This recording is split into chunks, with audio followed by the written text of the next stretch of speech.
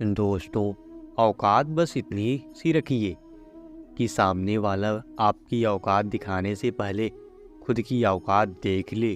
श्री कृष्ण कहते हैं, एक सांप को आप कितना भी दूध पिलाओ, मौका मिलने पर वो आपको डस ही लेगा। उसी प्रकार आप एक दृष्टि व्यक्ति का कितना भी भला कर ले, वह सदा ही आपका बुरा ही चाहेगा। यदि आप सिर्फ मूर्तियों में ही भगवान को ढूंढते रहेंगे तो वो आपको नहीं मिलेंगे, क्योंकि आपकी भावनाएं ही आपका ईश्वर हैं और आपकी आत्मा ही आपका मंदिर। जिस व्यक्ति का स्वभाव अच्छा होता है उसे अन्य किसी गुण की आवश्यकता नहीं होती। उसी प्रकार जिस व्यक्ति के पास प्रसिद्धि होती है उसे और किसी श्रृंगार का आवश्यकता नहीं होता। एक बात शेर से सीखी जा सकती है, व्यक्ति जो कुछ भी करना चाहता है उसे वह पूरे ध्यान से मन लगाकर और पूरे जोरदार प्रयास के साथ करें।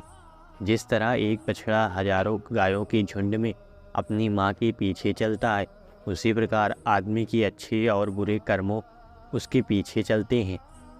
लोगों की परख कब कब की जा सकती है, नौकर की परख बाहर भेजने पर, भाई बंधुओं की संकट के समय, मित्रों दोस्तों की विपत्ति के समय और अपनी स्त्री की धन की संकट के समय।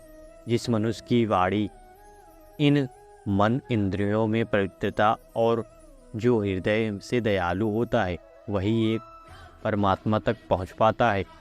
बुरे साथी पर भरोसा न करें और ना ही साधारण मित्र पर करें, क्योंकि अगर वह आपसे नाराज हो जाए तो वह आपके सारे राज खोल सकता है। भगवान लकड़ी या पत्थर या मिट्टी की मूर्तियों में नहीं रहते हैं, उनका वास हमारी भावनाओं में, हमारे विचारों में है। यह केवल इस भावना से है। हम इन मूर्तियों में भगवान को विद्वान मानते हैं। शिक्षा सबसे अच्छी मित्र है। शिक्षित व्यक्ति का हर जगह सम्मान होता है। शिक्षा सुंदरता और यौवन को हरा देती है। एक बार जब आप किसी चीज़ पर काम करना शुरू कर देंगे तो असफलता से डरो मत और इसे मत छोड़ो। जो लोग ईमानदारी से काम करते हैं वे सबसे ज़्यादा खुश होते हैं। धन, मित्र, पत्नी और राज्य तो वापस मिल जाता है, लेकिन यह शरीर खो जाने पर भी वापस नहीं मिलता। विनम्रता आत्मा नियंत्रण के मूल है। एक उत्कृष्ट बात जो एक शेर से सीखी जा सकती है वह यह है, एक आदमी जो कुछ भी करने का इरादा रखता है उसे पूरे दिल और जोरदार प्रयास के साथ करना चाहिए। जिस तरह एक सूखा पेड़ आग लगने पर पूरे जंगल को जला देता है, उसी तरह एक दुष्ट पुत्र पूरे परिवार को नष्ट कर देता है।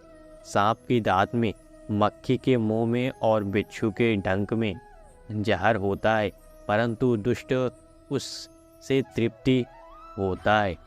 भाषण की पवित्रता, मन ही इंद्रियों की और एक दयालु हृदय की आवश्यकता होती है जो दिव्य मंच पर उठने की इच्छा रखना चाहता है।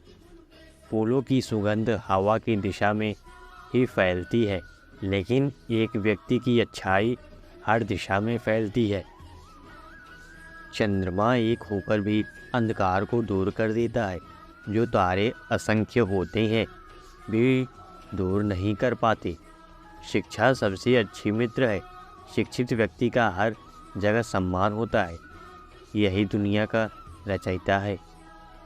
एक व्यक्ति या एक शासक को हमेशा उसके परिणामों पर पूरी तरह से विचार करने के बाद ही कार्य करना चाहिए, अन्यथा भाग्य भी उसके धन की रक्षा नहीं कर पाता।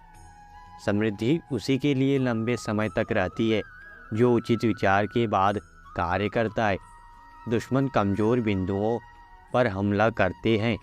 सीमा पार संबंधों में कोई स्थायी मित्र या अस्थायी शत्रु या यहाँ तक कि स्थायी सीमाएं नहीं होती, केवल स्थायी हित होते हैं और इन हितों की रक्षा के लिए सब कुछ किया जाना चाहिए। यदि एक राजा ऊर्जावान है तो उसकी प्रजा भी उतनी ही ऊर्जावान होगी। यह संसार एक कड़वा वृक्ष है, इसके दो ही मीठे अमृत समान हैं। फल हैं, एक मधुरवाणी और दूसरा सज्जनों की संगति।